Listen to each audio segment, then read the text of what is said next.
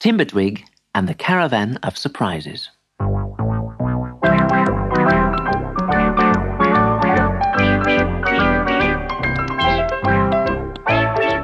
In the little house in the old oak tree, Granny Knot woke one morning with a terrible cold.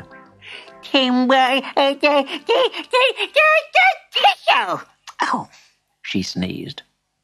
Is something wrong? Asked Tymbertwig, coming into the bedroom. I've got an awful cold, she moaned. Pass me my handkerchief. It's hanging up behind the door. What, this thing? I thought it was a sheet, sniggered Tymbertwig, as he took down the enormous hanky. Don't be so cheeky, snapped Granny. You'll have to go to market for me today. I'm much too ill. Look, I've written down a shopping list. Leave it to me, said Tymbertwig proudly, and he put on his hat. The hat where Abigail, the magic spider, lived. As they set off, Granny Knot blew her enormous nose, and all the trees in Wiggly Wood shook at the terrible noise. Soon, Tymbertwig and Abigail reached the edge of the wood, and there, on the common, was the travelling market. They loved the market. It was always full of such strange, interesting people. Tymbertwig wandered past a fortune-teller, a magician who did tricks with balloons, and an old lady who knitted string vests. The end stall belonged to Doc Leaf, the quack doctor. Roll up, he shouted. Buy a bottle of baldy brew and your hair will grow as thick as grass on a lawn. It's the 8th wonder of the world and cheap at half the price. Excuse me, said Tymbertwig. My granny's got a rotten cold. Do you have something to cure it? I certainly have, laddie, lied Doc Leaf. I've got just what you need inside my tent. Of course, Doc Leaf had no such thing. Just hundreds of jars of baldy brew. He ripped off one of the labels and wrote a new one. Quickie Cold Cure. Now you take this home and let your granny sniff it. But whatever you do, laddie, don't let her eat it or spill it on anything. Right, thank you very much, said Tymbertwig, and he put the jar under his hat to keep it safe. Abigail, who had nodded off to sleep in Tymbertwig's hat, suddenly woke up. What's that dreadful smell? She thought, sniffing the jar of baldy brew. I'll have to magic that away, or nobody will want to visit me in my smelly little hat home. And she waved her wand. Whippity-woppity-zippity-zo. This hat's full up, so out you go. But the jar stayed where it was, and Tymbertwig was magicked right out of his hat. Oops, ooh. Sorry, Tymbertwig. My spells are always going wrong.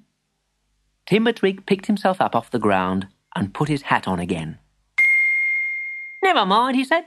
Look, Abigail, we can buy all our shopping here. He was standing at the door of Mr. Misfit's Caravan of Surprises. The inside of the caravan was far bigger than the outside, and its shelves overflowed with boxes and bottles and baskets. Mr. Misfit could sell you anything, from an elephant's sock to a mouse's toothbrush.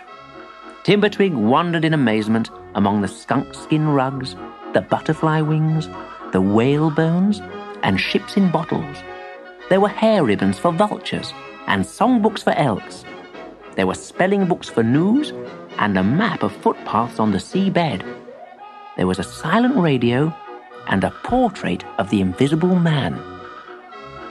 And Abigail was delighted when she found a department just for spiders, where she could buy pickled flies and 8-legged pajamas. Tymbertwig peeped over the counter, and there was Mr. Misfit. Come in, come in. Why, it's Mrs. Knot's wee little grandson, isn't it? That's right, replied Tymbertwig. She's not very well, though, so I'm doing the shopping today. And what can I fetch you? Tymbertwig took out his list. I'd like... He stopped when he saw that Granny had forgotten to write down how much she wanted of anything. Well, perhaps he could guess. I'd like 2 bags of milk, and a packet of turnips, a sack of butter, and a loaf of bacon. Mr. Misfit giggled. Sliced or unsliced, he said, meaning the bacon. Nice and crusty, said Tymbertwig. And half a dozen cabbages and a jar of bread, please. Brown or white? Green, please, said Tymbertwig. I thought all cabbages were green. Will that be all? Laughed Mr. Misfit as he put the last of the order on the counter. Yes, except for a wheelbarrow. A wheelbarrow of peas, I suppose, chuckled the shopkeeper. Don't be silly, Mr. Misfit. A wheelbarrow to carry it all home in. Tymbertwig and Abigail headed back to Wiggly Wood. Soon they could see the trees ahead shaking. Granny Knot was still sneezing. I'm back, called Tymbertwig. I've done all the shopping.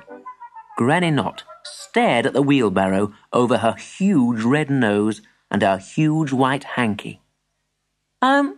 Is there something wrong? There certainly is, she shrieked. What's all this? A jar of bread? A sack of butter? 2 bags of milk?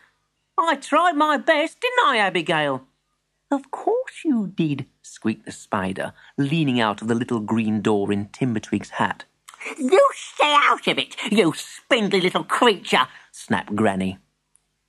Tymbertwig was just going to give Granny Knot the cold cure he'd brought from Doc Leaf when there was a knock on the door.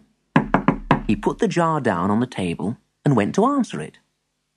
Being very nosy, Granny opened the jar, dipped the end of her nose into the liquid, and began to blow bubbles. It was Mr. Misfit at the door. He'd brought some flowers for Granny and a basket of shopping that Tymbertwig should have brought home.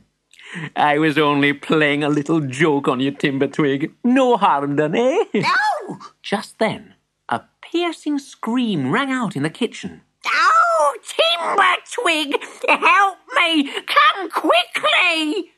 Tymbertwig and Mr. Misfit ran into the kitchen and burst out laughing when they saw Granny Knot.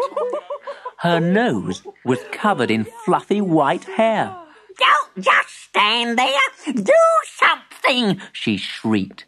Mr. Misfit picked up the jar of Quickie Cold Cure and recognised it straight away as Doc Leaf's famous Baldy Brew. Don't worry, Doc Leaf's hair restorer never did work. It'll all fall out by the morning.